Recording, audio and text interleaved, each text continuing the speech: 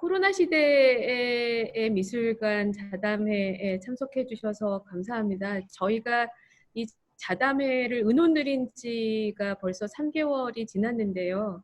이제 비로소 한 자리에 모이는데도 꽤 많은 시간이 걸렸습니다. 오늘은 이제 바이러스에 의해서 물리적 공간에서의 활동이 멈추는 이제 전대미문의 사건 속에서 미술관이 나아갈 방향을 진단하기 위한 자리이고요. 여러 선생님들의 좀 진단 속에서 앞으로의 좀 행보를 저희가 가늠해 볼 수 있기를 바라겠습니다. 총 5분의 발제자 모셨고, 첫 번째로 윤범모 국립현대미술관 관장님을 모시고 감염병 시대의 미술관의 실천과 과제라는 주제로 먼저 발제 말씀 듣도록 하겠습니다. 안녕하세요. 너무 주제가 거창한데 어쨌든 코로나 이 난국에 즐거운 주제로 이런 화상회의가 있었으면 아주 좋았을 텐데 주제가 아주 어깨를 무겁게 해서 참 안 됐습니다. 그래도 피할 수 없는 이 코로나19라고 하는 난국 시대에 미술관의 역할, 미술관의 위상을 새롭게 살펴보고자 이런 좌담회 모임을 갖게 됐습니다. 참여해 주신 여러 선생님들께 감사드립니다. 코로나 사태 이후에 어쩔 수 없이 우리 미술관의 역할이 바뀌어지게 됐는데 그런 것 중에 몇 가지 사례를 먼저 소개해드리고 또 향후 이 코로나와 어쩔 수 없이 공존하는 시대가 당분간 지속될 텐데 이 코로나 공존 시대에 미술관의 새로운 역할과 기능 이런 문제들을 같이 한번 고민해 봤으면 좋겠습니다. 저희가 지난해 국립현대미술관 개관 50주년을 맞이했고 그래서 광장이라고 하는 대형 기념전시를 개최한 바 있습니다. 덕수궁 미술관에서 서예전을 준비했었어요.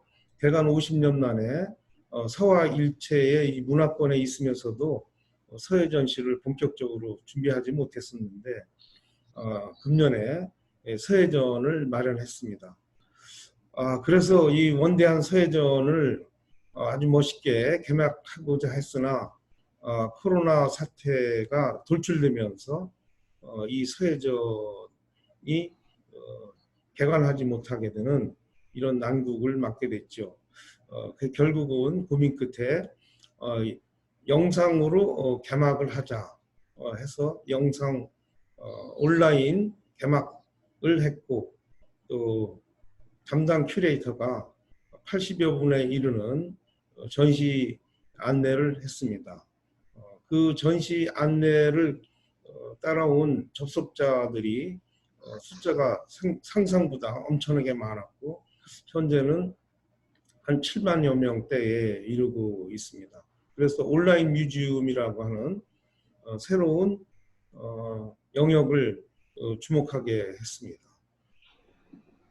개막 행사도 온라인으로 동시에 진행을 했는가 하면 이러저러한 다양한 프로그램을 새로 제작하거나 과거의 자료를 또 새롭게 편집하거나 하는 방식으로 온라인 뮤지엄을 저희 홈페이지에 새로 개설했습니다. 현재 약 한 300여 종의 프로그램이 지금 올라가 있는데요. 이러저러한 그 아이템을 가지고 코로나 난국을 새롭게 극복하고자 애를 쓰는 미술관이 됐습니다. 수평의 축이라고 하는 인스타그램 라이브에 한 50분간 3천여 명이 동시에 접속을 하는 이런 시대를 맞이하면서 미술관의 전시공학을 새롭게 생각하게 했고 또 작가들은 이러한 역병이라는 새로운 주제를 창작의 한 모티브라든가 이런 쪽을 또 영역을 확대하게 했고, 또 작품 발표 형식이라든가 작품의 물리적 공간에서의 어떤 역할, 좀 더 크게는 미술관의 새로운 위상 정립, 이런 것을 필요로 하는 시대였습니다. 그래서 미술관이 새로운 접근성이라고 하는 개념을 고민하게 했고, 또 공공성 문제도 아울러 고민하게 했습니다. 온라인 미술관이 새로운 대안으로 구상되고 있고, 또 다양한 디지털 기술을 활용하게 하고 있습니다. 다행히 우리나라는 IT 강국이어서 또 성격이 빨리빨리의 이런 특성도 가지고 있어서 이 코로나 난국에 나름대로 빠르게 대처하는 그런 모습을 보였다고 생각됩니다. 저희의 경험과 또 다른 많은 분들의 지혜를 모아서 코로나 난국을 헤쳐나가는데 오늘 이 좌담회가 좋은 성과가 있기를 기대하고, 다시 한번 오늘 이 자리에 동참해 주신 여러 선생님들께 감사의 말씀을 드립니다. 일단 제 말씀은 이것으로 매듭을 짓고 의견을 여러분과 함께 나눴으면 합니다. 감사합니다. 원장님 말씀 감사합니다. 두 번째로 전승보 광주시립미술관 관장님 말씀 듣겠습니다. 저희가 요청드렸던 주제는 미술관의 지역과의 연대, 그리고 또 더 나아가서 국제적인 연대에 있어서 변화와 대응의 방안들이라는 주제였습니다. 말씀 부탁드리겠습니다. 네, 안녕하세요. 광주시립미술관장 전승부입니다. 화면상으로 만나 뵙게 돼서 아주 재밌기도 하고요. 낯설기도 하고 그렇습니다. 이제 아마 많이 익숙해져야 될 것 같은데 아마 곧 익숙해질 것 같습니다. 방금 소개 말씀하신 대로 저는 국제적 연대에 있어서 여러 가지 문제가 발생하고 있죠. 이런 것들에 대해서 어떻게 대응을 하고 있는가, 그리고 앞으로 어떻게 또 더 나은 방향으로 모색을 할 것인가에 관해서 잠시 말씀드리겠습니다. 저희 시립미술관은 두 개의 국제 창작 스튜디오를 운영하고 있습니다. 그런데 이 두 가지가 다 지금 창작센터들은 문을 닫고 있고요. 그 외에도 독일 뮌헨이라든지 대만에 모두 또 세 개의 창작 스튜디오에 서로 상호 교류를 하고 있으나 지금 스톱이 된 상태이고요. 올 9월에 리앙길리 초대전 역시 내년 2월로 연기된 그런 상황입니다. 그래서 모든 해외와의 교류, 직접적인 작가 그리고 전시 교류가 모두 중단된 상태이고요. 날짜만 손꼽아 기다리고 있는 상황입니다. 여러 프로젝트들이 스톱이 된 상태에서 지금 많은 애로사항이 있습니다. 팬데믹 시대에 그러면 다른 해외의 이 사례들은 어떤가를 조금 리서치를 해봤는데요. 지난 4월 10일 날 이미 아이콘과 OECD에서는 그런 웹으로 세미나를 개최하기도 했습니다. 거기서 나온 가장 중요한 이야기는 박물관, 미술관이라고 하는 것은 문화예술 생태계의 빙산에 있어서 가장 높은 지점에 있다. 그래서 우리가 중장기적으로 대응하지 않으면 방금 말씀드린 바와 같이 향후 더 큰 재난을 초래할 수 있겠다. 그래서 이 세미나에서는 단기적으로는 지금 현재 퍼져 있는 부정적 파급 효과를 좀 완화시키고, 그리고 중기적으로는 다양한 종사자들에게 새로운 기회를 찾아주는 공공 지원을 설계하는 것이다. 이런 이야기들이 나왔습니다. 지금 현재 유럽에서는 뮤지엄 웹사이트 방문이 최대 500% 증가하였다고 합니다. 제가 광주시립미술관의 지난 1월 10일자 열흘 동안에 방문객 접속률을 찾아봤더니 하루 약 500명이 들어왔었고요. 지난 5월 20일에 약 열흘간을 체크를 했더니 2,500명이 접속을 했습니다. 말 그대로 저희들도 한 500%가 증가했는데요. 루브르 박물관 같은 경우는 하루 방문객이 4만 명에서 40만 명으로 증가하였습니다. 아마 이제는 방문객의 실제 입장객보다는 뮤지엄 웹사이트 접속률을 가지고 그 뮤지엄의 역할들이 어떻게 이루어지는가를 통계로 잡아볼 수 있는 그런 시대가 된 것 같습니다. 그래서 이제 모든 사람들은 이 이구동성으로 디지털 플랫폼 위에 아카이브를 확장하고 더 이상 소장품이나 전시를 보는 곳뿐만이 아니라 더 많은 사람들이 만나고 교류하는 다양한 방식이 어떻게 오프라인이 아닌 온라인으로 이루어질 수 있을 것인가에 관한 여러 가지 고민들이 논의가 되었습니다. 근데 그 중에서 후앙 로카르고 바르셀로나 역사박물관장님 같은 경우는 가장 강조했던 게 개몽 시대부터 개성된 뮤지엄의 개념은 개선되어야 한다라는 이야기를 했습니다. 더불어서 5가지의 혁신 내용을 이야기했는데요. 첫 번째가 내러티브 혁신입니다. 소장품뿐만이 아니라 그 미술관, 박물관의 건물, 그리고 그 주변의 풍경까지도 새로운 혁신적인 조치가 필요하다. 둘째로는 유산 혁신입니다. 어떤 뮤지엄도 소장 자료라고 하는 기존의 오프라인에 있어서 소장 자료 없이는 있을 수 없다. 그래서 더더군다나 소장품의 수집이라든지 장기적인 활용 방안에 관해서 각 미술관들마다 박물관들마다의 그 고유성이 지켜지게 되고 지역성이 더 강화되어질 것이다 라는 이야기를 했고요. 그 다음 조직 혁신입니다. 재택근무라든지 여러 가지 이 변화된 미술관의 상황 속에서 어떻게 조직의 내용이 혁신될 것인가. 그리고 네 번째로는 시민 혁신이라고 이야기를 합니다. 말 그대로 민주주의를 위해서 뮤지엄이 어떻게 사회적 상호작용을 강화시킬 수 있느냐라고 하는 거겠죠. 그리고 마지막으로 관광혁신이었습니다. 뮤지엄이 가지고 있는 새로운 21세기에 있어서의 가장 중요한 지점에 있어서는 바로 도시의 문화 기반 시설로서의 역할이라고 하는 것을 강조를 했습니다. 그래서 지금 새로운 혁신과 기회, 미래를 위한 획기적 전환을 위해서는 디지털 전시는 기존의 물리적 전시와 다르다는 것을 숙지해야 될 것이고 무엇보다도 또 연대가 중요하다. 그리고 뮤지엄이 사회를 재생시키는 데 있어서 어떤 상호작용을 할 것인가. 그리고 미술관, 박물관 스스로 이 코로나 사태에 소극적으로 대응하는 것이 아니라 보다 더 적극적이고 활성화된 프로그램을 개발함으로 해서 우리들이 운명 자체를 혁신적으로 진일보시켜야 되지 않느냐라는 논의들이 나왔습니다. 그래서 이런 팬데믹 시대의 이 뮤지엄의 여러 가지 대처 방안들을 지난 회의 4월 10일 날 있었던 회의를 통해서 한번 살펴봤고요.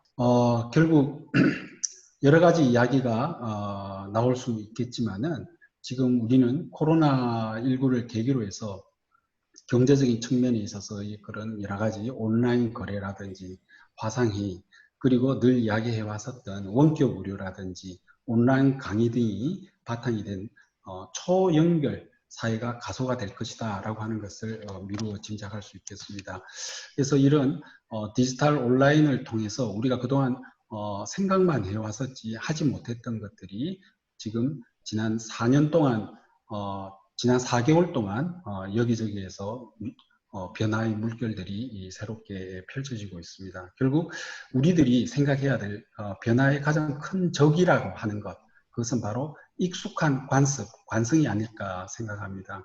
그래서 어떻게 하면 여지껏 오프라인 세계 속에서 미술관이 살아왔던 것들에 대해서 헤어질 수 있을까? 온라인 디지털을 통해서 어떻게 미술관을 새롭게 만들 수 있을 것인가에 대해서 본격적인 고민을 해야 되지 않을까 싶습니다.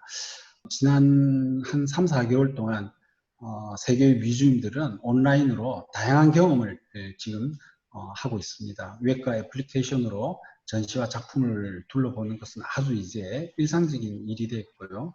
그 외에도 대형 박물관, 뉴욕 구겐하임 같은 경우에 있어서 구글과 함께 온라인 전시를 개최하기도 했었는데요.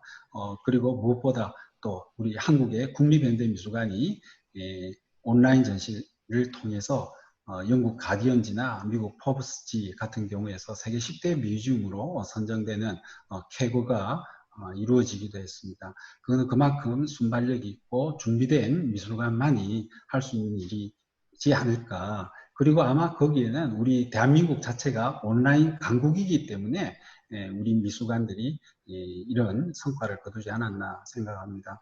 그래서 미술관들은 이구동성으로 가상 체험이라고 하는 것들은 실제 전시를 본다거나 학습을 하는 것하고는 상당히 거리가 있지만 아마 더욱 체계적인 디자인으로 지식 전달의 효과는 더 크다라고 생각을 하고 있습니다. 그래서 마지막으로 제가 정책 제안을 한번 해보자 한다면 물론 국공립미술관 디지털 뉴딜 사업 같은 경우에는 국립미술관에서도 고민을 많이 하고 계신 줄 알고 있습니다. 그런데 그 전에 포스트 코로나 시대에 있어서의 미술관 혹은 박물관의 목적, 현행, 움직이고 있는 운영 방법과 기능에 대해서 다시 한번 재검토해야 되지 않을까라는 생각을 해봅니다. 그래서 국립현대미술관을 중심으로 해서 전국의 공공미술관이 온라인 플랫폼을 구축을 하고 여러 디지털 관련 사업들을 그러니까 공동 전시를 제작하거나 개최하는 것들 그리고 교양 강의 같은 것들은 함께 공유하는 것들 이런 것들이 필요하지 않을까 싶습니다. 그리고 또 하나는 지금 전국에 미디어 아트 프로젝트들이 진행이 되고 있습니다. 서울시립미술관 같은 경우는 미디어시티 비엔날레가 열리고요. 울산시립미술관 같은 경우도 미디어 중심 미술관으로 가겠다. 그리고 내년에 미디어 아트 비엔날레가 또 열린다라고 합니다. 광주 같은 경우에는 뭐 아시는지 모르겠지만 유네스코 미디어 아트 창의 도시로 지정이 된 지 해수로 올해로 이제 6년이 지났습니다. 각 도시들마다 경쟁적으로 벌어지고 있는데 이건 뭐 아마 피할 수는 없다라고 봅니다. 하지만 국공립미술관과 백남주 아트센터, ACC, 아시아문화전당의 창조원 같은 경우에 있어서는 어차피 정부의 예산으로 이루어지는 프로젝트들 또는 미술관이기 때문에 분야별 특화성이 강화가 돼야 되지 않을까. 그래서 각 미술관 미디어 아트 프로젝트와 미술관들이 좀 더 차별성 있음을 통해서 시너지 효과를 거두지 않을까 싶습니다. 예를 들자면 광주 같은 경우는 AI 산업을 주력을 하기로 했고요. 대전은 바이오 산업, 울산은 5G 기반으로 한 로봇 산업과 같은 것들입니다. 그래서 이러한 네트워킹을 통해서 상호 협력을 해야 되지 않을까 이런 생각을 했습니다. 우리나라 대한민국은 4년 정도 걸릴 4차 산업혁명을 지난 4개월 만에 끝냈다라고 합니다. 한국의 그런 저력들이 앞으로도 포스트 코로나 이후에도 발현될 수 있는 국공립미술관 디지털 미술관을 위한 디지털 뉴딜 사업을 강력히 추진해야 되지 않을까 보고요. 그리고 두 번째로는 기존의 오프라인 교류 협력망 사업입니다. 이건 뭐 블록버스터 해외 미술전의 전국 국공립미술관의 공동 유치를 통해서 예산 절감과 각 지역의 문화 향유권을 제고한다든지 또는 공공미술관 또는 공공미술 창작 스튜디오의 협력 강화라든지 그 외에도 여러 교류 협력망 사업이 확대될 수 있지 않을까 이런 생각을 했습니다. 그래서 윈스턴 처칠 경이 이런 이야기를 했다라고 합니다. 좋은 위기를 낭비하지 마라 라고 이야기를 했습니다. 코로나 시대를 맞이한 예측하지 못했던 이런 새로운 상황에 서로 더 가까이 다가가는 방법은 아마 공유와 연대, 협력이라고 하는 것을 통해서 우리가 새로운 일들을 만들어낼 수 있을 것 같습니다. 이런 생각을 해봤습니다. 조지 오웰을 기념했던 1984년도에 백남준 선생의 굿모닝 미스터 오웰, 당시 디지털이 아니었습니다. 인공위성을 통해서 파리와 뉴욕을 연결하는 프로젝트였는데요. 디지털, 대한민국의 국공립미술관들이 해외의 유럽이나 미국 그 외의 모든 나라들과 함께 연대하는 그런 전시 또는 여러 협력 프로젝트를 진행해 볼 수 있지 않을까 이런 생각을 했습니다. 감사합니다. 감사합니다. 사실 저희가 이 자담회를 마련한 직접적인 계기는 초유의 상태였고 또 저희 또한 어디로 가야 될지에 대해서 서로 좀 지혜와 방향감을 같이 좀 모색해 보고 싶은 바람이었었는데요. 전승보 원장님은 위기 속에서도 저희가 조금 더 긍정적으로 이번 기회를 미술관이 변화하는 계기로 만들 수 있다라는 좀 그 고무적인 말씀을 많이 해주신 것 같습니다. 그 중에서도 저희가 놓칠 수 없는 게 사실은 미술관의 좌표 설정에서 우선적으로는 작가를 빼고는 얘기할 수 없을 것 같고요. 그리고 미술관의 근간이었던 작품 생산을 빼고서는 미술관의 앞으로의 방향을 얘기할 수가 없어서 안규철 교수님께는 이 작품 생산의 변화 그리고 작가와 관객과 미술관이 어떤 관계 맺음이 가능할 것인가에 대한 말씀을 좀 듣도록 하겠습니다. 네, 전승보 선생님 아주 폭넓은 조사와 또 전망 그래서 잘 들었습니다. 저는 아마 약간 그 전 선생님하고 좀 다른 관점이 좀 있는 것 같아요. 제가 준비한 글에서는 하여튼 뭐 그렇게 그 풍부한 지금 현재 국내외 여러 사례들을 조사한 바는 없는데요. 제가 나름대로 할 얘기를 정리를 했는데 천천히 읽어보겠습니다. 한 10분 정도 조금 더 걸릴지도 모르겠네요. 그렇습니다. 제가 지난해 국립현대미술관 개관 50주년 축하 메시지에다가 이렇게 쓴 적이 있습니다. 미술관은 과거와 현재와 미래를 잇는 플랫폼이다. 이렇게 말을 했는데 이 말에다가 한마디 덧붙이자면 미술관은 또한 나와 타자가 만나는 플랫폼이다. 이렇게 말할 수 있을 겁니다. 이 플랫폼이 폐쇄되면서 우리는 어디로도 떠나지 못하고 또 누구와도 만나지 못하는 채로 현재 발이 묶여 있는 상태입니다.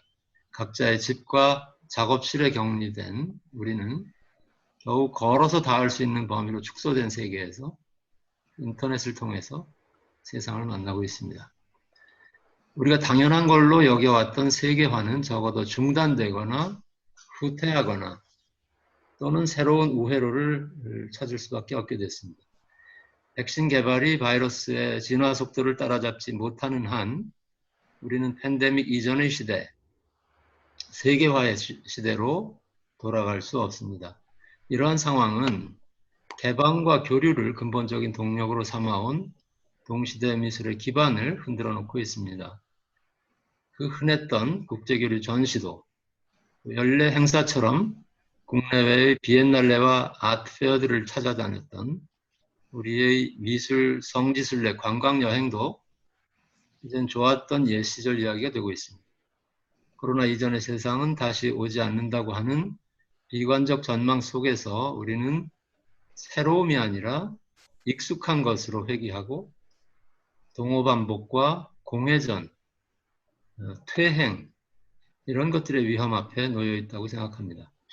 감염의 공포, 타자에 대한 공포는 새롭고 낯선 것에 대한 개방과 포용이 아니라 경계와 혐오, 자폐와 고립을 강요하고 있고 익숙하게 알려져 있는 것의 재생산, 또 부정성이 아니라 긍정성을 선호하게 만들 것입니다.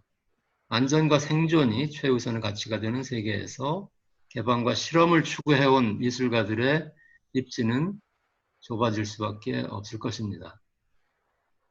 불투명한 이러한 전망 속에서 방향을 잡기 위해서 미술관이 문을 닫을 때 우리는 무엇을 잃게 되는가? 라고 질문을 해봤습니다. 저에겐 무엇보다도 미술관이라고 하는 장소의 경험을 잃게 되는 것, 그리고 미술 작품들의 비교를 통해서 그 가치를 평가할 기준을 잃게 되는 것, 가장 큰 문제라고 생각하게 됩니다. 먼저 장소로서의 미술관에 대해서 말씀드리겠습니다. 앞에서 온라인 미술관의 그 가능성과 이런 필요성에 대해서 강조해서 말씀해 주셨지만 이미 미술관들은 오래전부터 인터넷과 모바일 환경을 이용해 왔고 미술관 콘텐츠에서 디지털 미디어의 비중 또한 급속히 확대되어 왔습니다. 이러한 경향, 미술관의 온라인화 경향은 당연하게도 코로나 시대에 가속화되고 있습니다. 국립현대미술관에서도 이미 소장품과 전시 콘텐츠를 큐레이터의 해설을 붙여서 디지털 영상으로 재가공해서 인터넷상에서 제공하고 있습니다. 매우 필요한 일이고 또 앞으로 그 수요는 더 커질 거라고 예상합니다. 그러나 문제는 그것이 미술관 경험을 근본적으로 대체할 수는 없다는 데 있습니다. 오히려 미술관의 전면적인 온라인화는 물리적이고 신체적인 공간 경험을 기반으로 해왔던 미술관의 존립을 위태롭게 하고 미술관의 근거를 포기하는 것일 수도 있습니다. 장소에 머무는 경험, 일상과는 다른 시간의 경험, 만남과 고요한 관조의 경험, 이런 것들은 아트페어 같은 공간에서는 결코 제공될 수 없는 미술관 경험의 본질이라고 할 수 있습니다. 작품 앞에 서서 낯선 타자를 만나고 자기 자신과 대면하게 되는 능동적 경험의 장소로서의 미술관을 유튜브가 대체할 수는 없습니다. 이것은 집에 앉아서 관광지 홍보 동영상을 보는 것으로 실제 여행을 대체할 수 없는 것과 같습니다. 물리적인 장소로서의 미술관의 이러한 기능을 팬데믹 상황에서 가능한 형태로 살려내는 것, 저는 미술관의 가장 시급한 과제가 아닌가 생각합니다.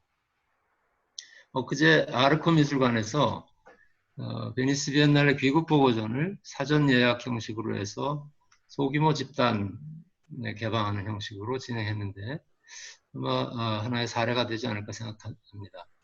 미술관의 일반 관람이 금지되는 동안에 제한된 인원을 대상으로 개별 관람 방식을 만들어서 시행하는데 미술관이 더 적극적인 노력을 기울일 필요가 있다, 이렇게 말씀드리겠습니다. 두 번째 문제는 한국 미술의 아카이브로서 국립현대미술관 기능의 문제입니다.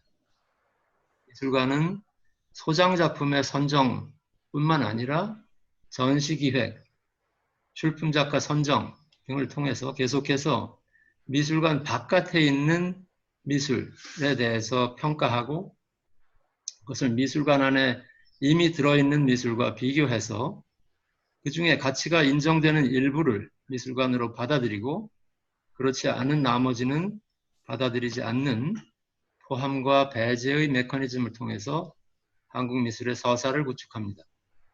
국립현대미술관에서 열리는 외국 미술 전시들 역시 서구 미술에서 통용되는 가치 기준들을 제시하고 이를 통해서 한국 미술의 차별성과 정체성을 질문함으로써 한국 현대미술의 동시대적 위상을 확보하는 데 기여해 왔습니다.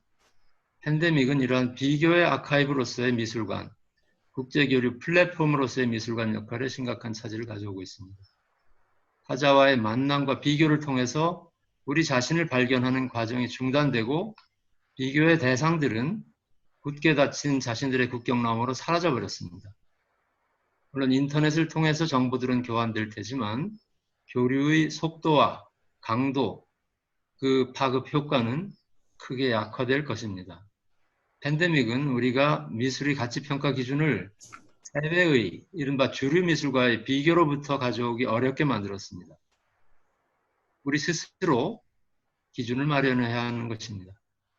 비엔날레가 연기되고 공항들이 외국인 출입을 통제하는 동안 국립현대미술관은 지금 여기서 가치 있는 미술의 기준이 무엇인지를 원점에서 성찰하고 미술과 미술관의 미래에 대한 새로운 비전을 모색해야 합니다. 그럴 때만 팬데믹은 우리 미술의 새로운 기회가 될 수 있습니다. 저는 미술관의 거대한 빈 공간들을 머릿속에 한번 떠올려 봤습니다. 관객이 한 사람도 없는 텅 빈 로비, 전시실들, 정원들의 이 초현실적인 풍경입니다. 평상시에는 미술관이 문을 닫은 뒤에나 있었던 정적이 몇 달째 이어지고 있고 앞으로도 언제 끝날지를 알 수가 없습니다. 잠들어 있는 이 공간들을 깨우고 살아 움직이게 할 방법은 없는가 생각해 봅니다.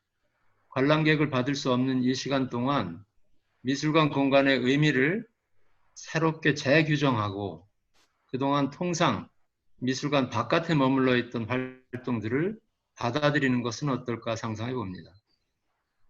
예를 들면 5평짜리, 10평짜리 이 좁은 작업실에 갇혀 있는 작가들에게 일시적으로나마 미술관의 빈 전시실에서 작업을 해보게 한다든가 이론가들에게 특별한 집필 공간을 제공해 본다든가 대안공간의 기획자와 신진 작가들에게 자신들이 대안적 활동을 펼쳐볼 장을 열어줘 본다든가 하는 등등을 생각해 봤습니다. 더불어서 아마 이렇게 생겨나는 작가와 이론가들의 활동을 중계하거나 화상회의로 작가와의 대화 등을 진행할 수 있다면 이것은 다시 미술관의 온라인 콘텐츠를 확장하는 방법이 될 수도 있을 것입니다. 미술 감상의 공간, 미술 소비의 공간으로 규정되었던 이 공간을 창작의 공간, 생산의 공간으로 바꾼다는 이런 제안은 비현실적인 발상처럼 들릴 수 있을 겁니다. 그러나 지금의 비상한 상황은 아마 평소에 상상할 수 없었던 비상한 아이디어들을 실현해 볼 수 있는 기회라고 생각합니다.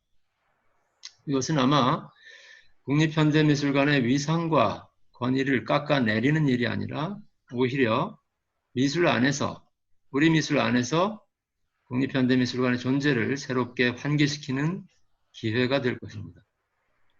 팬데믹 시대에 우리가 살아있다는 것, 그것을 확인하고 고립되어 있는 개인들에게 연대의 메시지를 띄우는 일, 한국 미술의 중심기관으로서 국립현대미술관이 이런 역할을 할 수 없을까 하는 생각을 해봤습니다. 네, 제가 여기까지 준비한 내용을 말씀드렸습니다. 감사합니다. 감사합니다. 사실 국현이 먼저였을 것 같기는 한데요. 그러니까 이제 도대체 우리는 무엇을 해야 되는가였는데 안규 선생님 문제 제기는 훨씬 더 좀 저희한테 가슴 아프고 구체적으로 다가온다는 생각이 듭니다. 돌이켜보면 팬데믹 전에도 여러 가지 징후들은 계속 있었고 저희가 구체적으로 오늘의 상황을 짐작하지 못했을 뿐이지 미술관이 변화해야 할 것이고 그리고 어떤 식으로든 21세기가 다른 방식으로 전개될 거라는 진단들은 있었다고 생각이 되고요. 그런 맥락에서 미술관의 방향과 변화에 대한 지속적인 고민들 또한 있었다고 생각이 됩니다. 그리고 그 변화의 방향에서 누구보다도 김성은 관장님은 이제 미술관 그리고 미술의 역할에 대해서 좀 더 다양한 방식으로 그리고 확산된 방식으로의 실천을 얘기하셨던 분이라서 오늘은 이제 백남준 미술관의 백남준 아트센터의 관장님이자 또 이제 미술관의 어떤 공유지로서의 미술관에 대해서 고민해 오셨던 한 분의 이론가로서 발제를 듣도록 하겠습니다. 네, 안녕하세요. 백남준 아트센터 김성은입니다. 국립현대미술관에서 제게 이 자담회 참여를 제안하시면서 공유지로서 미술관 역할의 변화라는 내용을 기대하신다. 그렇게 적어주셨더라고요. 참 적절한 기대였다고 저는 느꼈는데 저희 백남준 아트센터 개관 10주년이던 2018년에 저희 기관의 모토가 예술 공유지 백남준이었습니다.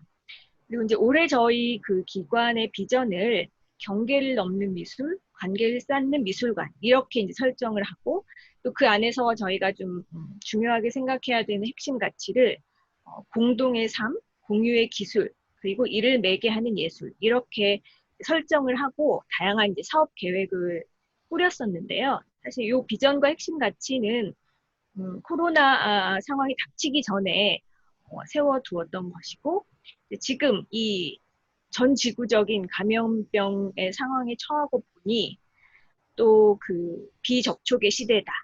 또 공유 경제의 위기다. 뭐 이런 말들을 접하고 보니 이 미술관과 공유지라는 주제가 또 다른 또 국면을 맞고 있구나. 또 상당히 얼마나 이것이 어려운 주제인가라는 것을 이제 요즘에 새삼 느끼고 있습니다. 제가 그 슬라이드 첫 장에 그 보여드린 그 이미지는 2018년에 했던 그 여러 가지 사업 중에서 저희가 퍼블릭 프로그램의 한 그 꼭지를 정리한 그런 이미지입니다. 이 아래쪽에 보시면 메타뮤지엄 프로젝트다. 이제 저희가 이렇게 제목을 붙였고요. 이 메타뮤지엄이라는 말에 담겨 있듯이 저희가 기존 미술관 관행의 어떤 사이, 또 미술관의 여러 주체들 혹은 주체가 되지 못했던 대상들 사이에서 좀 새로운 가능성을 좀 함께 상상하고 또 도모를 해보자.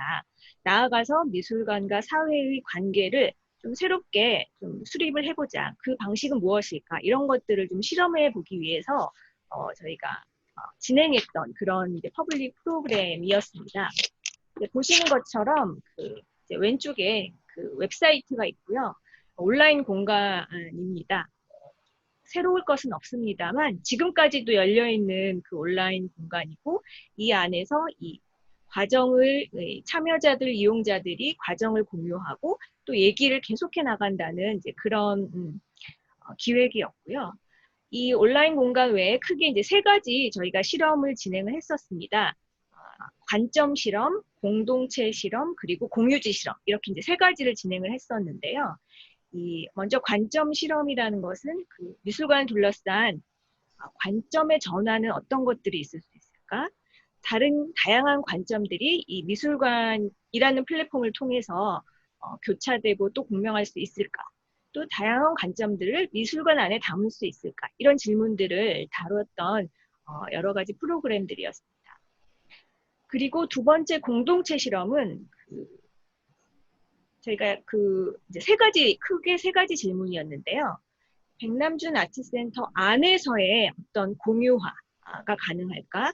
또 자율적 공동체를 활성화하기 위해서는 어떤 시도를 해볼 수 있을까? 또 백남준 아트센터의 공동체란 과연 어디까지를 말하는 것일까? 이런 질문들을 설정을 하고요. 저희가 당시에 그 미술관의 자원봉사자들 그리고 시설 관리나 미화 또 보안을 담당하는 그런 미술관의 노동자들 이런 저희와 가까우면서도 그동안 좀 놓치기 쉬웠던 그런 공동체들과 함께 좀 미술관 공동체를 새로운 시선으로 바라볼 수 있는 그런 계기가 되었던 이제 실험적인 프로그램이었습니다. 그리고 이제 그 다음 페이지에 제가 사진들을 쭉 올려놓았던 것이 공유지 실험이었습니다.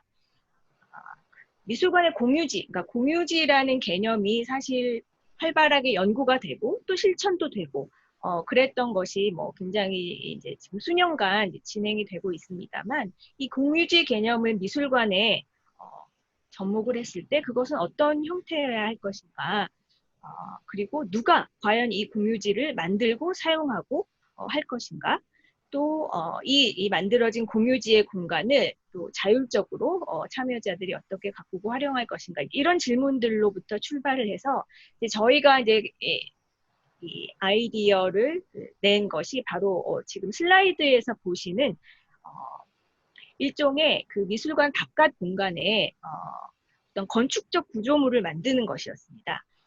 그리고 이제 그 다음에 보시는 사진이 지금 백남준 아트센터입니다. 이번 달 6월에 찍은 사진인데요.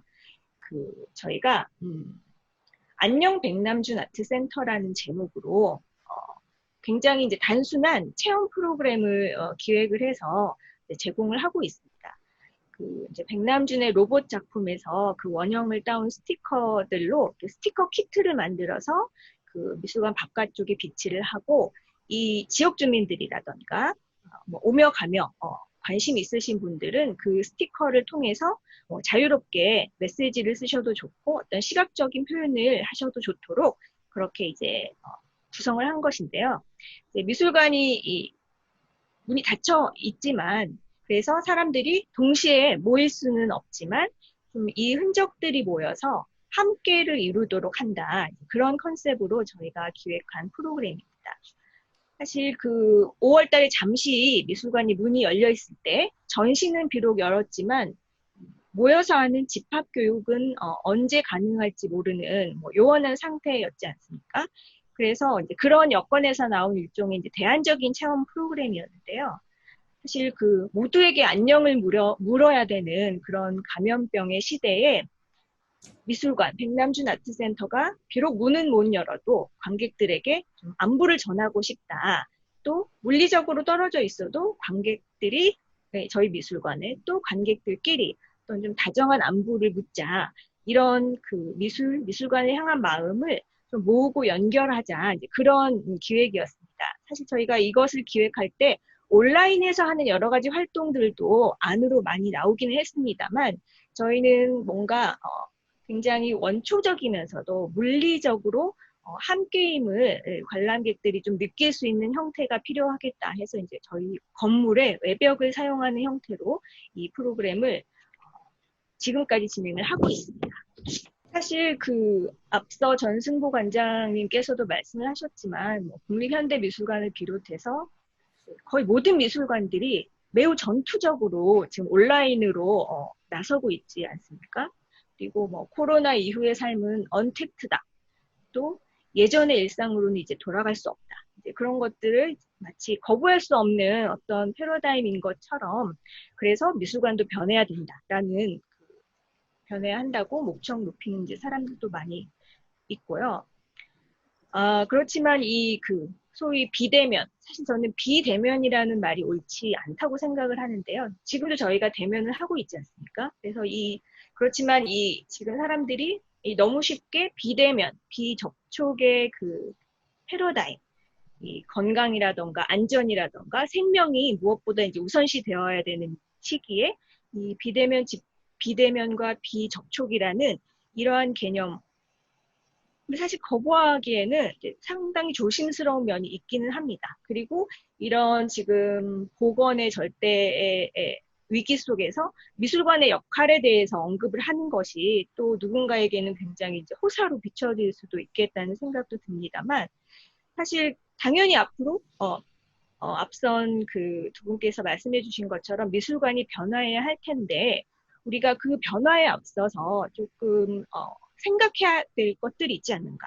또 변화의 방향 설정을 위해서 필요한 논의들이 있지 않을까. 그래서 오늘 이런 자리를 좀 통해서 우리 미술관들이 좀 이런 얘기를 시작해야 될 때가 되지 않았나.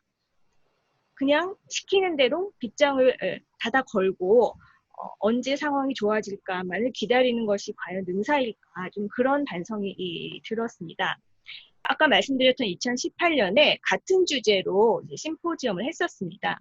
그 미래미술관 공공에서 공유로라는 제목이었고요. 제가 슬라이드에 책 표지를 실었는데요.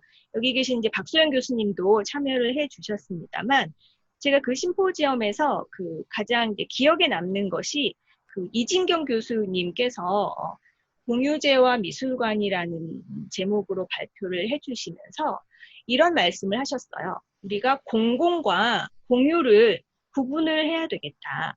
공공이라는 것은 어떤 사적인 것을 벗어나는 영역으로서 모두에게 열려 있다는 그런 공공성은 사용 가능성, 그러니까 추상적인 상태로 존재하는 것이고 자칫하면 텅 빈 공동화의 위험이 있다. 그렇지만 반면에 공유라는 것은 공동으로 활동을 하면서 만들어지는 어떤 공통의 감각 같은 것이다. 그래서 함께 어떤 집합적인 개체를 만드는 성질, 그리고 함께 움직이고 함께 만들면서 생겨나는 것, 그런 것이 공유이기 때문에 우리가 특히 이제 국립미술관들은 더할 나위 없겠고 저희 같은 공공미술관도 세금이라는 공적 자금으로 운영되는 미술관이어서 공공미술관이다. 라는 이제 생각의 틀에서 사실 벗어나기가 어려운데 이 공공의 개념을 좀 내려놓고 무엇인가 함께 움직여서 영유하는 논의하고 영유하는 행위를 통해서 어떤 공통의 감각을 만들어 나가는 어떤 그런 공유의 활동이 일어나는 공유지로서 미술관을 좀 새롭게 바라봐야 되겠다. 그런 생각들을 하고 있습니다. 그래서 이 공유와의 행위들을 어떻게 구성하고 또 어떻게 유지하고 또 어떻게 순환시킬 수 있을 것인가. 이것이 앞으로 이제 미술관의 과제라고 저는 생각을 하고 있고요.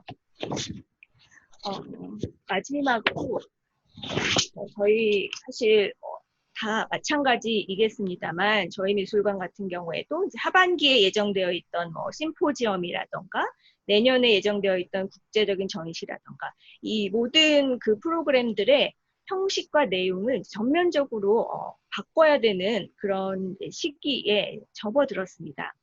그래서 사실은 저희도 피할 수 없게 온라인으로 가야만 하는 부분들이 있을 거지만 저는 이제 이런 백남준 작가의 말로 저의 이 토크를 좀 마무리하려고 하는데요.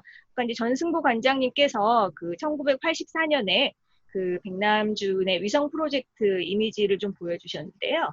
그 당시에 이제 백남준 작가가 그 프로젝트를 준비하면서 이런 말을 했습니다. 보잘것없는 우리 삶에서 다른 사람과의 만남으로 얻을 수 있는 신비로움을 생각할 때라는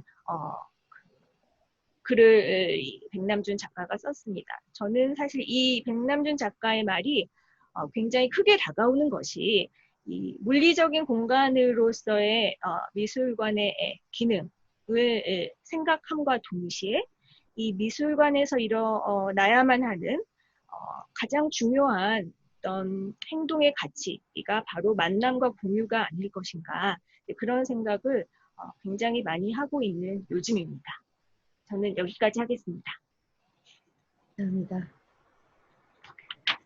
마지막 발제 부탁드리겠습니다. 어쩌면 지금까지 발표해 주신 모든 내용들에서 제가 좀 더 구체적으로 짚어봐야 되는 부분들에 대한 얘기를 해주시지 않을까 싶은데요. 박소연 교수님께 이제 저희가 지금 미술관이 대응하고 있는 것들의 유효성과 그리고 미래를 위한 전략들은 무엇인지에 대해서 말씀드리도록 하겠습니다. 안녕하세요. 박소연입니다. 네, 앞서 그 관장님들과 안규철 교수님의 말씀 너무 잘 들었습니다. 그래서 제가 그냥 이해하고 있는, 그러니까 연구자로서 지금의 코로나 시대 그리고 미술관 이 두 가지 키워드를 통해서 지금 논의되고 있는 것들을 어떻게 이해를 해야 할지 이런 고민들 속에서 얘기를 좀 시작을 해보도록 하겠습니다. 그래서 일단 저는 지금 보면 처음에 저희가 이제 코로나19라고 하는 전염병이 발견이 되고 이게 확산이 되는 국면에서 이제 코로나 시대라고 하는 말이 이제 더 많이 사용이 됐었던 것 같아요. 근데 이제 최근에 와서는 이제 포스트 코로나 시대라고 하는 용어가 훨씬 더 이제 일반적으로 많이 사용이 되고 있는데 이러한 어떤 시대 규정이 가지고 있는 의미에 대해서 조금 더 이 미술관 맥락 안에서 생각을 해볼 필요가 있다라는 생각이 드는데요. 그래서 일단 코로나 시대의 미술관이라고 얘기를 했을 때는 이제 거의 초기 국면이라고 이해가 되는데요. 그래서 일단은 이 팬데믹이 종식이 될 것이다 라고 하는 다소 이제 낙관적인 예측과 함께 그것을 위한 일시적인 어떤 강력한 조치로서 이제 저희가 강도 높은 사회적 거리두기를 했고 그것은 곧 이제 비대면과 비접촉의 방안들을 이제 취하는 것이었었죠. 그래서 미술관의 경우에도 뭐 국내에서 국공립미술관이 이제 일시적으로 휴관을 하게 된 것, 뭐 현재는 지금 무기한 휴관으로까지 가 있는 상황인데요. 또 하나는 온라인상에서의 어떤 전시, 교육 콘텐츠를 이제 무료로 서비스하는 측면들이 이제 세계적으로 이제 확대가 된 것이 이제 그런 이제 상황들의 반증이라고 생각을 합니다. 근데 이제 다른 한편으로 사실 지금 저희가 목도하고 있는 상황은 이 코로나19의 확산이라는 것이 과연 언제쯤 종식이 될 수 있을까? 계속해서 이제 유행이 이제 끊이지 않고 지속이 되고 있고 희생되는 분들도 많고 그런 어떤 장기화 경향 거기다가 이 코로나19 가 종식이 된다고 하더라도 또 다른 전염병이 유행될 가능성이 높다라고 하는 굉장히 우울한 전망들을 과학자들이 이제 내놓고 있는데요.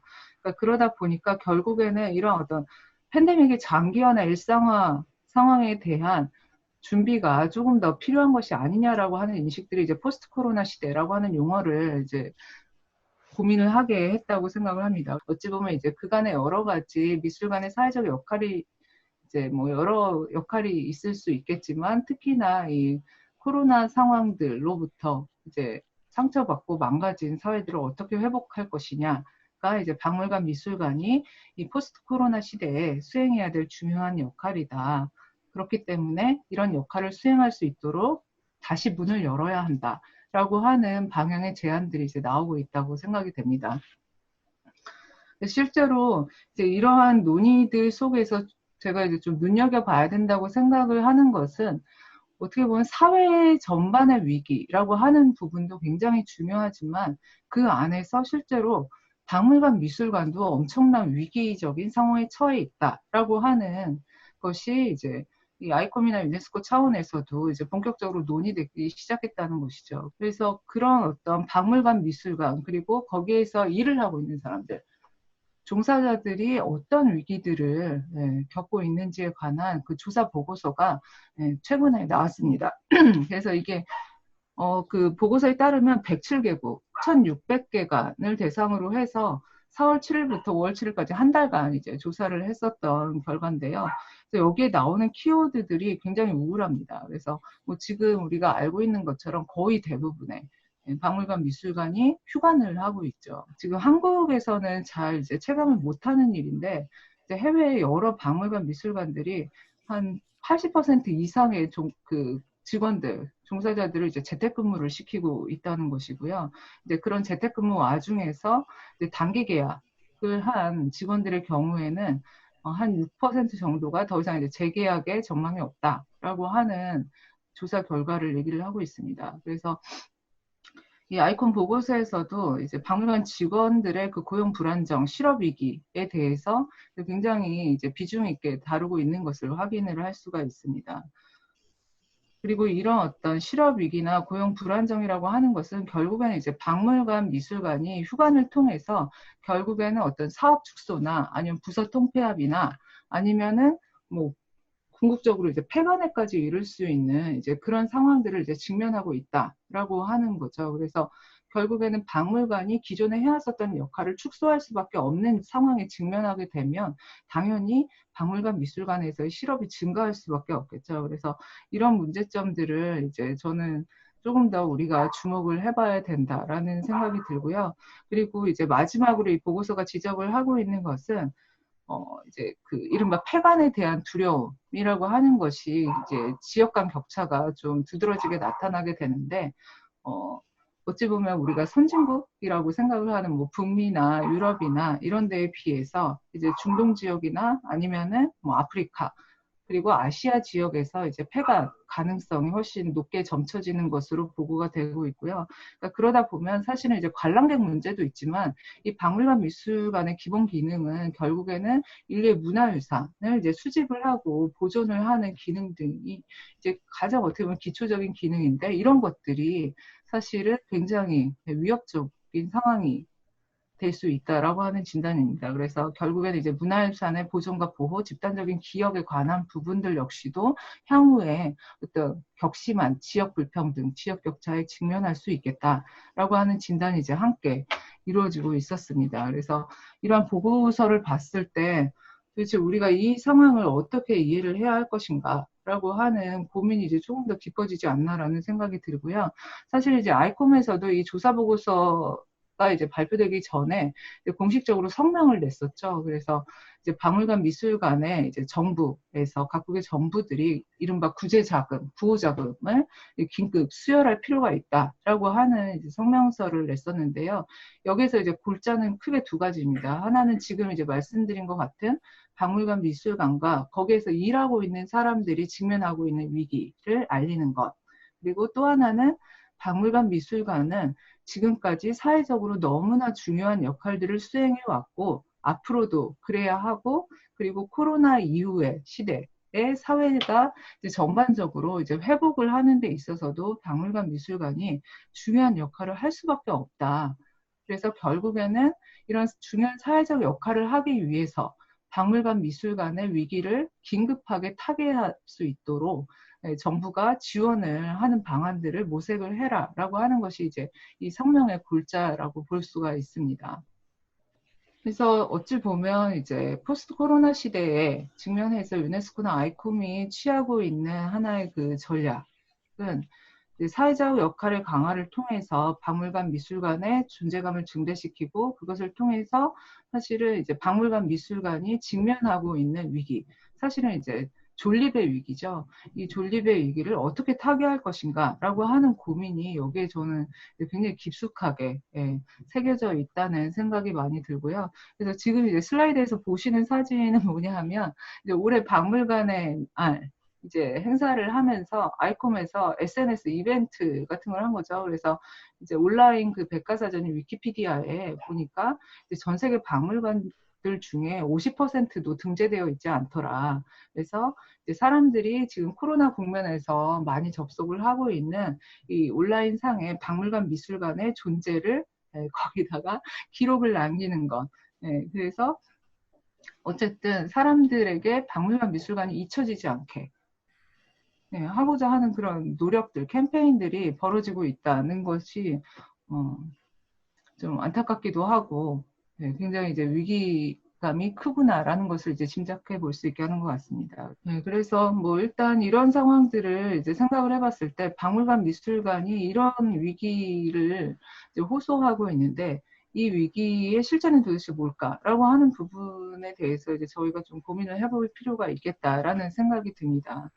그래서 이제 아까 그 전승무 관장님께서 굉장히 여러 가지 맥락들에 대해서 많이 이제 설명을 해주셨었는데 사실 아이콤이나 유네스코에서 이제 최근에 이제 발표를 했었던 여러 가지 이제 공식적인 입장들을 살펴보면 이제 1980년대, 90년대 이후에 이제 박물관 미술관이 직면할 수밖에 없었던 신자유주의적인 개혁이죠.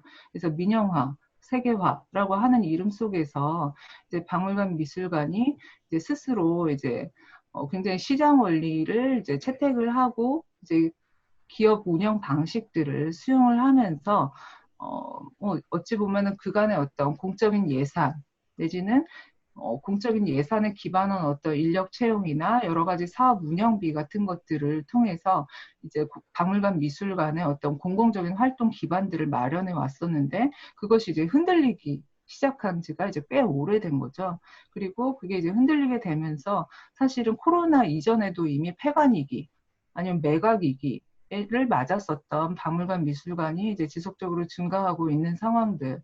그래서 이제 어찌 보면 이제 최근 수년 동안 계속해서 이제 박물관 미술관에 대한 어떤 국가의 공적인 지원들을 호소하고 그리고 박물관의 기본 기능이 제대로 돌아갈 수 있도록 박물관 미술관의 독립성을 보장을 해야 된다는 의견이나 그리고 그와 더불어서 박물관 미술관이 시장 원리가 아니라 어떤 사회적인 것의 가치들을 회복을 하고 거기에 이제 중요한 주체로서 참여할 수 있도록 사회적인 역할들을 이제 강화해야 한다는 논의들이 이제 쭉 이어졌었던 거라고 볼 수가 있습니다.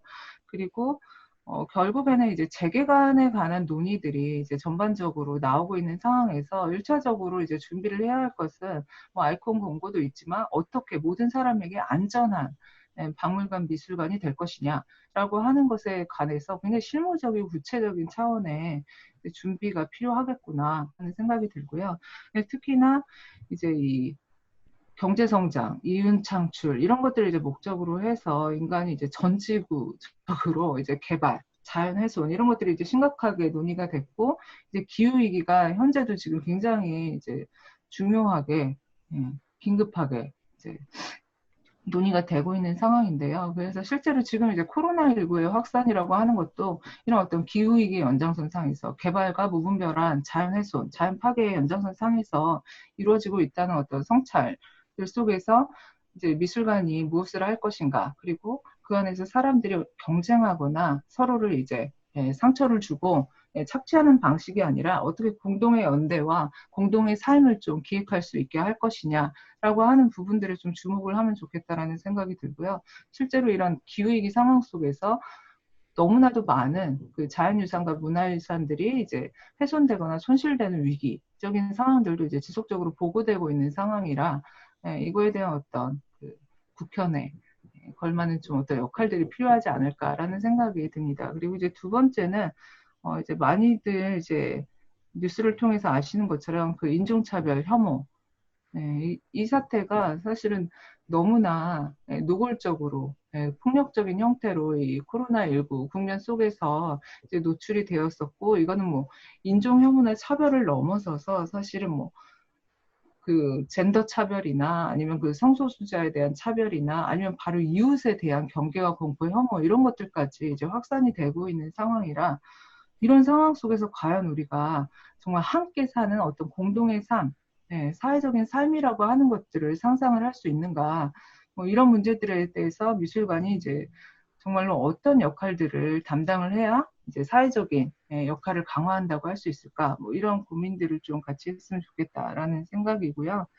네, 그리고 이제 그 윤범호 관장님도 이제 말씀하셨고, 전승보 관장님께서도 말씀하셨고, 그래서 이제 결국에는 이제 코로나 상황 속에서 굉장히 불가피한 조치로서 취해졌었던 그 디지털 전환, 그 온라인 뮤지엄이라고 하는 어떤 방법의 선택이라고 하는 부분에서도 결국엔 이제 우리가 임시 조치가 아니라 장기적인 전망들 속에서 이 디지털 기술들을 이제 고민을 해야 한다면 이제 무엇을 고민을 해야 할까, 이런 거를 좀 이제 같이 논의를 해보면 좋겠다는 생각이 들었습니다. 그래서 뭐 현실 세계가 그렇게 평화롭고 안전한 것만이 아니듯이 디지털 세상도 마찬가지라고 생각을 합니다.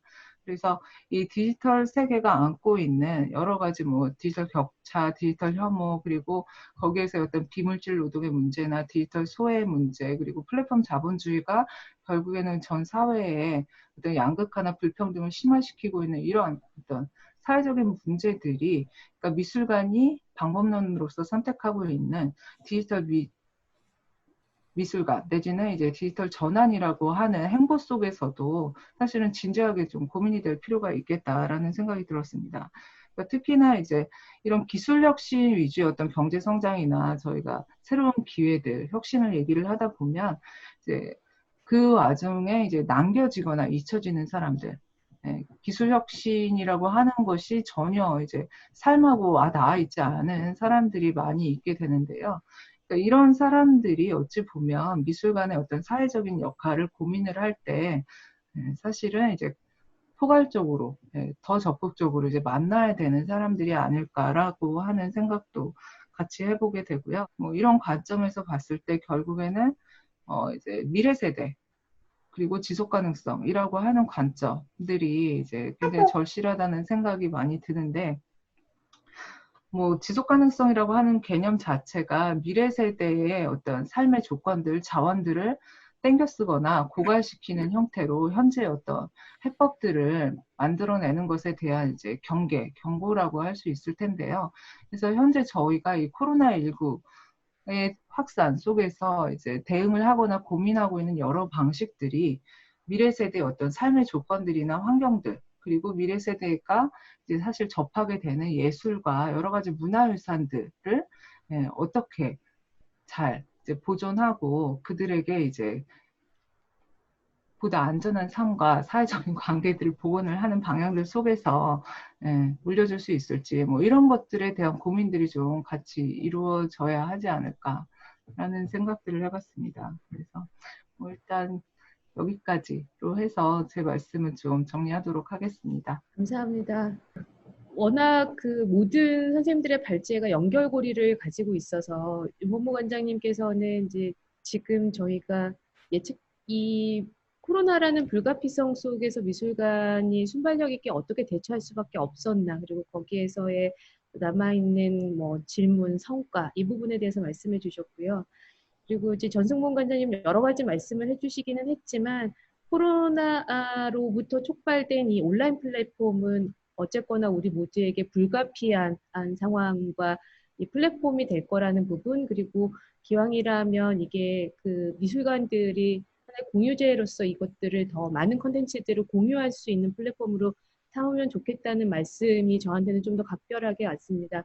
그럼에도 불구하고 이제 안규철 교수님께서는 미술관이라는 장소의 경험을 대체할 수는 없다, 온라인은. 그리고 미술관이 이 장소를 가지고서 만약에 우리가 폐쇄할 수밖에 없다면, 그리고 이후에 재난의 시대를 계속 가지고 온다면 이 미술관을 어떻게 운용하고 경험하게 할 것인가에 대한 진지한 고민, 그리고 비교가 어려운 시기에 한국 미술만의 어떤 가치를 재생산하고 기준을 만들어내는 거에 대해서도 좀 고민할 필요가 있다라고 말씀해 주셨고요.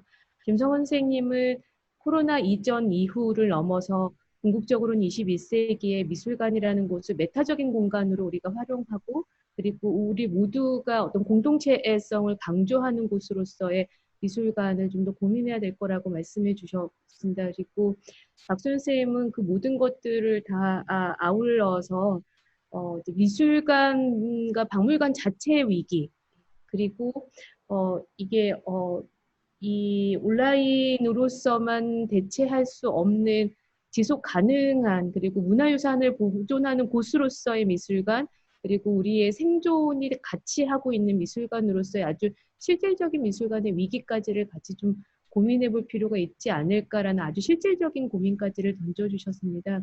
그럼 제가 잠깐 안규철 교수님께 여쭤보고 싶은 게 있습니다.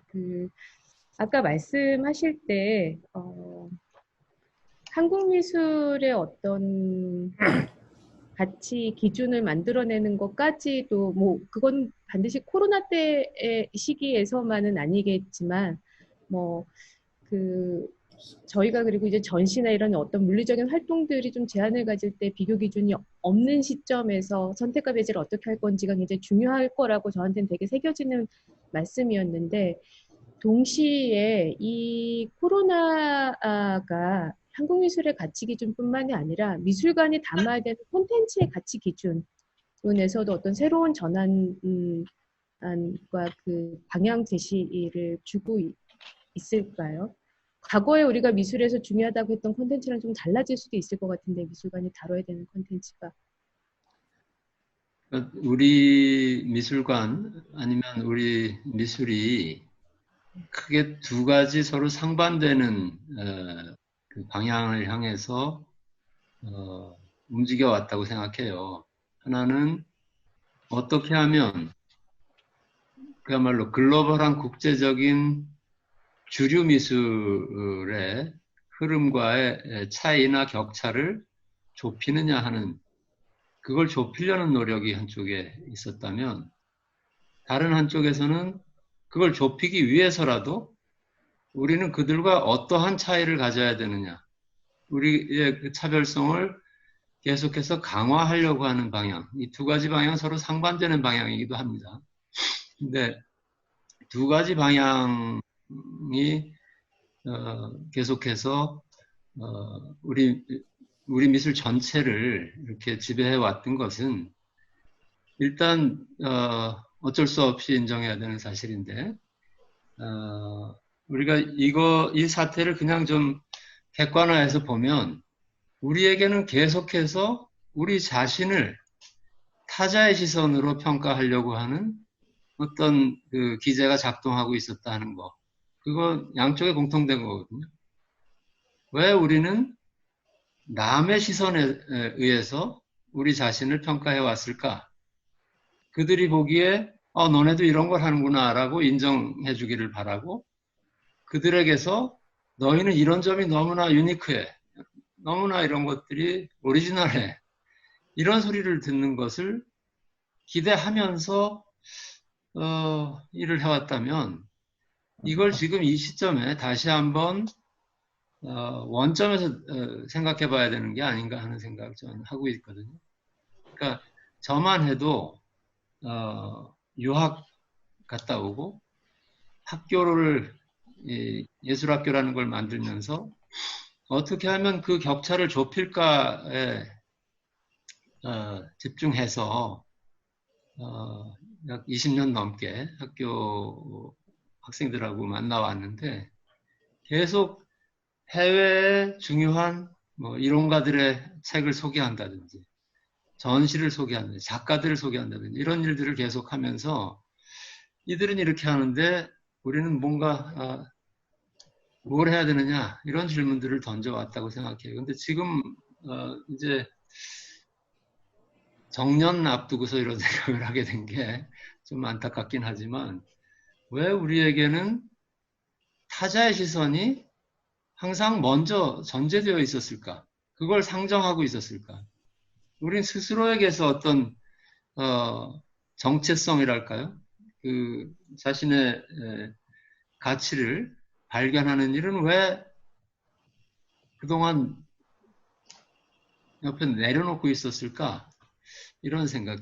제가 하는 말씀은 그렇다고 해서 어떤 민족주의 또는 그야말로 국수주의적인 어떤 후퇴를 하는 얘기가 아닌데요.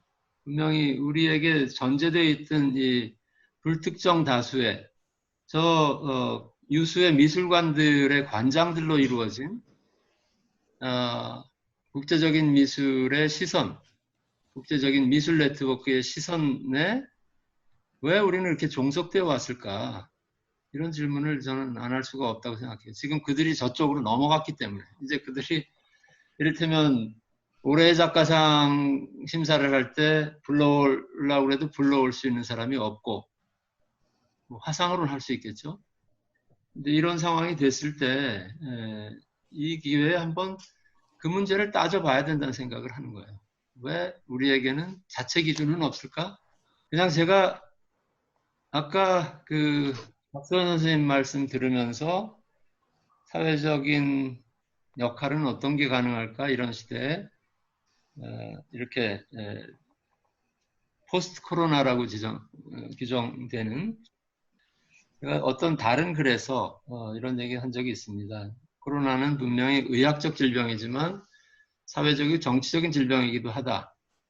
예술가들은 백신을 만들지는 못하지만 사회적이고 정치적인 공동체 붕괴라든지 이런 그 공동체 퇴행이라든지 또 역사적으로 다 죽었다고 생각했던 전체주의나 독재 좀비들이 되살아나는 이런 일들을 막는데 예술이 어떤 역할을 지금 해야 된다.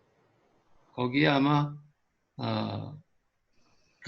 그렇게 역할하는 것 그것에서 저는 하나의 답을 찾을 수 있지 않을까 생각합니다. 그러니까 만약 이런 세상이 다시 돌아온다면 지금과 같은 우리의 미술, 우리의 미술관 이런 것들은 더 이상 존립할 수가 없게 되는 거예요. 단순히 미술관의 폐관 위기가 아니라 더 이상 그야말로 자유롭고 새로운 세계를 향해서 나아가는 그 인간의 가장 그 중요한 몸짓이랄까요? 그것의 한 양상으로서의 예술도 더 이상 존립하기가 어려워진다 하는 것. 이것은 코로나보다도 더 큰 위기다 이렇게 저는 생각하고요. 예술가들과 미술관의 역할이 지금 엄청나게 시급한 것이 아닌가 이렇게 말씀드리고 싶습니다. 네, 사실 저도 지금 이제 안규철 선생님 말씀에 많이 공감하는데 이제 말씀 듣다 보니까 최근에 봤었던 그런 기사가 생각이 났어요. 지금 이제 학교도 막 다 문을 닫고 있는 상황이잖아요. 이제 뭐 등교 계약을 했다고 하지만 이제 부분적으로만 하고 있는 상황이고 그랬더니 이제 교육계에서도 이런 질문이 나오는 거죠. 학교 문을 닫아봤더니 그렇게 불편하지 않네? 네, 그럼 도대체 학교는 무엇을 하는 곳이냐? 학교의 그 남은 기능이란 도대체 뭐냐? 네, 그럼 결국에는 이제 입시 관리하는 것밖에 안 남았다는 건 너무 지금 처참한 상황 아니냐? 뭐 이런 얘기들이 나오고 있는데, 그러니까 어찌 보면 이제 저희도 그러니까 여태까지 너무 당연하다고 생각을 했었던 것들이 이제 중지되어 버린, 문을 닫아버린 상황 속에서 이제 비로소 그러면 미술관이 사람들에게 모였고 또 나한테 모였었고 예술가들한테 모였었고 이런 질문들을 이제 다시 던져보게 되는 상황인 것 같아요. 그래서 그러니까 뭐 약간 저도 이제 오랫동안 이 미술 관련된 연구를 해온 사람 입장에서 봤을 때 유튜브나 SNS에서 이제 그 표준화된 하나의 그 컨텐츠로서 제공되는 그 미술 작품에 관한 이야기들이나 이런 것들로 사실 대체 가능하다면 그럼 여태까지 우리는 무엇을 해온 것일까? 이런 생각도 사실 한편으로 들기도 했었고요. 그러니까 그런 의미에서 이제 뭐 여러 곳에서 터져 나오고 있듯이 정말 이제 근본적인 논의들이 좀 계속해서 이루어질 필요가 있지 않나라는 생각이 들고요.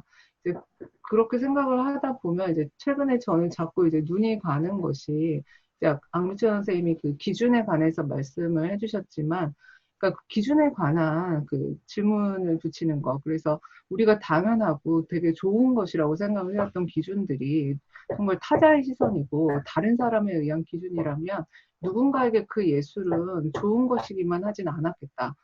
네, 뭐 그런 건 거죠. 그러니까 누군가에게는 굉장히 억압적일 수도 있었고 되게 힘든 상황일 수도 있겠다라는 생각이 들고, 그게 어찌 보면 이제 최근에 뭐 전 세계적으로 터져 나왔었던 그 미투 운동이었었겠죠.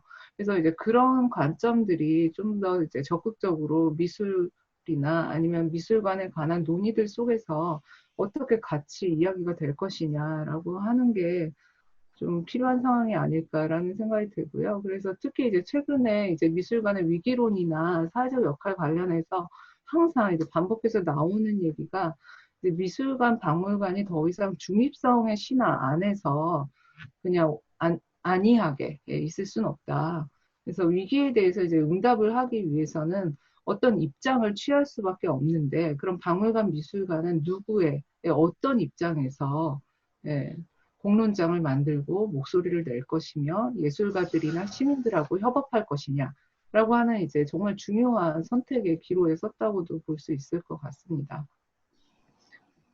저도 좀 한 말씀 덧붙이자면, 사실 그 두 교수님께서 말씀하신 부분에 굉장히 이제 크게 공감을 하고 있습니다. 사실 그 미술관의 역할이 무엇인가? 라는 근본적인 논의를 다시 할 수 있게 해준다는 면에서 이 코로나의 위기가 어떻게 보면 기회가 될 수 있는 유일한 지점은 거기가 아닐까, 이제 그런 생각을 하고요. 또 이제 말씀하신 것처럼 그 사실 저희 기관도 그 하반기에 있을 그 심포지엄의 주제로 그 문화적인 혐오 이런 주제들을 좀 다뤄야 되지 않을까 지금 열심히 논의들을 하고 있는데요. 사실 그 좀 전에 박소연 교수님 말씀하신 것처럼 이 어떤 입장을 취한다는 것이 그러니까 소위 공공미술관에서 사실은 과감하게 그 입장을 개진한다는 것은 사실 여러 가지 제약이 많기는 합니다. 그것이 이 공공미술관은 모두에게 두루 어떤 이익과 혜택과 예술의 경험을 제공해야 된다라는 강박을 저희도 버리지 못하고 있고, 또 이 미술관을 운영하는 데 관계된 여러 뭐 지자체라던가 이 관련된 분들의 이 강박은 더 심하다고 볼 수가 있을 것입니다. 그래서 오히려 지금 모든 것이 흔들리고 있는 이 시점이야말로 어떤 전환을 이루기에 가장 좋은 적기가 아닐까, 이제 그런 생각이 들고, 또 한 가지 드리고 싶은 말씀은 아까 안규철 교수님께서 온라인화가 가속화되면 어떤 미술관의 근간을 잃는 일이 될 수도 있다라는 말씀을 해주셨는데요. 사실 그 이제 국립현대미술관에서 기민하게 움직여서 이제 세계 10대 어떤 코로나 시대의 어떤 10대 미술관으로서의 어떤 모델을 이제 제시한 것으로 인정받고 있는 것은 분명히 자랑스러워할 만한 일이라고 생각을 합니다만, 저희 같은 기관의 입장에서 봤을 때는 어떤 자원과 예산이 비교할 수 없을 만큼 압도적으로 많은 이 국립기관이 온갖 콘텐츠를 온라인으로 제공을 하고, 온라인 미술관은 이런 것이다 라고 많은 사람들이 단정 짓는 계기가 될까봐 저희는 사실 그런 부분에 대한 우려도 조금 있다고 말씀을 드리고 싶습니다. 그래서 이제 이 코로나 위기가 너무 예측하지 못한 상태에서 닥쳤기 때문에 당장의 상황을 헤쳐나가는 방법으로 어떤 하나의 단계가 지나갔다면 이제는 온라인에서의 디지털 플랫폼에서의 미술관은 어떠한 것이어야 될 것인가, 이제 그런 논의들도 아까 이제 여러분들께서 많이 말씀을 해주셨습니다만, 이제 저도 좀 한 번 더 좀 강조를 하고 싶고, 또 이제 뭐 국립현대미술관에 말하자면 바라는 바라고 해야 될까요? 어떤 이 미술관 생태계에 대한 어떤 이런 논의에서부터 자원이라던가 재원의 분산, 혹은 연대의 어떤 체계를 만드는 그런 좀 시도와 노력을 좀 주도해 주시는 역할, 그런 역할도 국립현대미술관에 바라는 바이다. 그런 말씀을 좀 드리고 싶습니다. 아이고, 제가 대답해 드리겠네. 기대하겠습니다.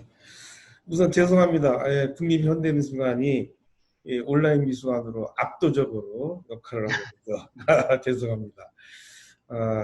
이 코로나 바이러스가 역설적으로 우리 모두는 보이지 않는 끈으로 연결되어 있다.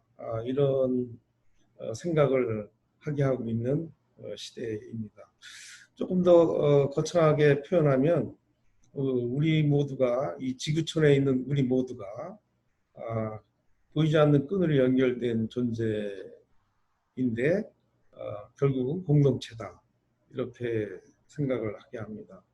팬데믹 이 극복을 위해서 전 세계가 지금 중지를 모으고 힘을 모으고 있지 않습니까? 이렇게 전 세계가 어떤 특정한 매체, 특정 어떤 존재를 앞에 두고 힘을 모아본 적이 있었을까 싶을 정도로 이 코로나 바이러스의 영향력이 그만큼 우리 앞에 현실적으로 존재하는 그러한 상황이 됐습니다. 아주 이 코로나 바이러스가 새로운 사회를 이루게 했는데 미술관의 역할도 마찬가지가 아닌가 싶습니다.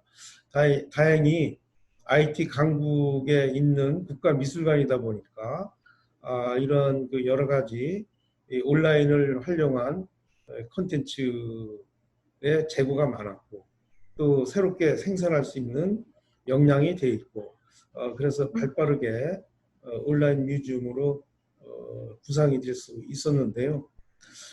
국립현대미술관은 아시다시피 국공립미술관 협력망 사업이라는 게 있어서 우리 소장품을 지역 미술관에 대여해서 전시하는 이런 전시 사업도 있고, 그래서 대전에 이어서 얼마 전 전주에서도 전북 도립미술관에서 개최했고, 광주 시립미술관에서도 개최할 예정인데요. 그런 소장품 대여전 말고 우리 미술관이 가지고 있는 아카이브의 상당수를 공유하는 이런 온라인 시스템도 가지고 있습니다. 많이 이제 활용할 수 있도록 그런 여건을 제도적으로 만들고 있어서 지금 희망하신 대로 국립기관이기 때문에 모든 공사리 미술관과 소장품을 비롯한 아카이브 자료, 특히 온라인에서 활용할 수 있는 그런 자료들을 더욱 적극적으로 개발하고 현실적으로 효용성 있게 준비하고자 합니다. 이 코로나 난국은 미술 및 미술관의 위상을 재정립하게 하고 있기 때문에 오늘 이 모임이 상당히 의의가 있고 또 좋은 말씀, 참 보람된 자리라고 합니다. 이 대목의 말씀은 위기는 기회이고, 또 코로나가 보이지 않는 끈으로 우리 모두를 연결해주는 공동체의 정신을 다시 생각하겠다는 점, 어떤 면에서는 역설적으로 고맙게 생각하게 합니다. 우리 마당놀이를 생각하면 관객과 객석이 구변이 없이 흔히 일체를 하게 하는데 이런 그 마당놀이 같은 정신, 이런 공동체 의식 이것을 다시 한번 생각하게 하는 코로나 시대가 아닌가 싶습니다. 우리 국가미술관 새롭게 재탄생하는데 대전에 노력이 필요한 시기라고 생각합니다. 고맙습니다. 자연스럽게 얘기가 마무리되는 단계로 가고 있는데요. 사실 저희가 이번 자담회를 이제 마련할 때는 국립현대미술관에게 이제 하고 싶은 얘기 아니면 국립현대미술관이 해야 되는 일보다는 워낙 예상치 못했던 상황 앞에서 우리 모두의 지혜와 질문들을 좀 모아야 되겠다는 생각이었는데 그럼에도 불구하고 오히려 팬데믹 시대에 국현이 가지고 있는 어느 부분에 좀 재원에서의 차별화되는 지점들에 대한 두드러짐을 무거운 책임감으로 더 한 번 또 되새기게 된 계기가 됐기도 했습니다. 그래서 오늘 자리는 여러 선생님들께서 말씀해 주신 부분들을 질문으로 추려서 좀 더 심화된 형태로 저희가 올해 말이든 내년이든 아니면 또다시 이번 팬데믹 이후에 다가올 어떤 시기를 예비하기 위한 과정으로서라도 좀 더 심화되게 반드시 좀 다시 자리를 마련하는 발판으로 삼도록 하겠습니다. 감사합니다. 이것으로 코로나 시대 미술관 자담회를 마치겠습니다. 고맙습니다. 네, 고맙습니다. 네. 고맙습니다. 아.